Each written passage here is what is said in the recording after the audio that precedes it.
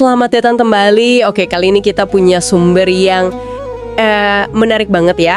Bukan riset atau berita, tapi sebuah catatan reflektif. Judulnya Ramadan Waktu untuk Kembali. Nah, kita mau coba bedah nih, apa sih maksudnya pulang dalam konteks Ramadan menurut tulisan ini? Iya, betul. Dan perspektifnya ini menenangkan sekali ya menurut saya. Jadi Ramadan dilihat bukan sebagai beban, tapi justru yaitu sebagai jeda. Sebuah ruang buat napas di tengah hidup yang kan kadang-kadang hektik banget. Betul sekali, kayak langsung kena gitu ya pesannya. Dibilang di sini Ramadan itu datang pas kita lagi capek-capeknya. Capek ngejar target ya? Iya, ngejar target, ngejar validasi dari orang lain. Terus seolah-olah kita diajak pulang. Bahkan ada satu pertanyaan di sini yang wah simple tapi dalam banget. Apakah hati kita masih baik-baik saja? Nah, itu dia kuncinya. Dan cara teks ini menjawabnya itu bukan dengan menghakimi, wah kamu salah. Tapi dengan apa yang disebutnya, pelukan yang lembut. Pelukan yang lembut. Iya, ini kan sebenarnya mirip ya sama konsep self-compassion di psikologi modern. Jadi bukan menuntut harus sempurna, tapi lebih ke menerima diri dulu. Baru deh pelan-pelan ditata ulang. Kurangi yang nggak perlu, perbanyak yang bermakna. Jadi bahasanya relate banget buat kita sekarang. Setuju. Soal menata ulang itu. Dan kayaknya ide ini dibawa lebih dalam lagi ya, sampai ke ritual hariannya. Saya perhatikan bagian soal sahur, puasa, berbuka. Kelihatannya biasa aja, tapi kok rasanya ada makna lain di baliknya ya? Tentu, disitulah indahnya. Jadi, kalau kita lihat ya, sahur itu latihan soal niat. Sebuah tindakan sederhana, makan sebelum fajar, itu bisa jadi besar nilainya kalau niatnya lurus. Oke, dimulai dari niat. Betul. Terus puasa.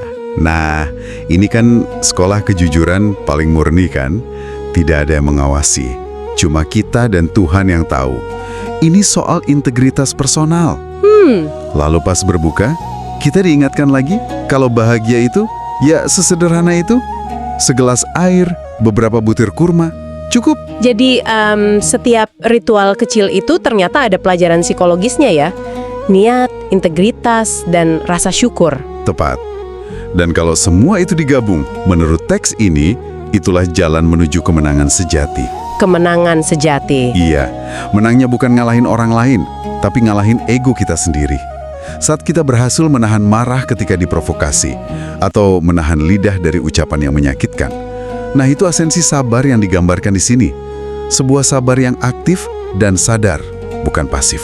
Ada satu kalimat sih yang paling ngena buat saya di catatan ini. Bagian di mana Ramadan seolah-olah berbisik, kamu tidak harus sempurna, kamu hanya perlu mau kembali.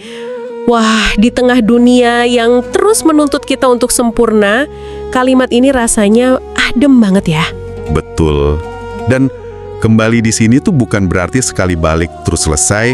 Ini sebuah proses. Sebuah proses ya. Iya. Kembali ke fitrah, kembali ke hati yang lebih bersih, kembali ke versi diri yang lebih jujur.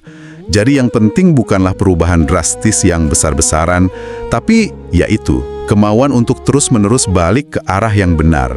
Konsisten, walau langkahnya kecil. Jadi kalau kita simpulkan ya, intinya tulisan ini mengajak kita supaya Ramadan itu jangan cuma jadi rutinitas tahunan aja, tapi benar-benar jadi titik awal buat sebuah kehidupan yang lebih tenang, lebih bermakna.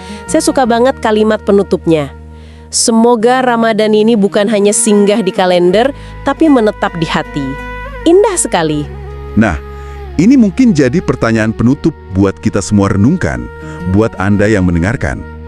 Kalau Ramadan ini adalah undangan untuk menata ulang diri dan memperbanyak hal yang bermakna dalam hidup, kira-kira hal bermakna apa, sekecil apapun itu, yang paling ingin Anda mulai dari sekarang?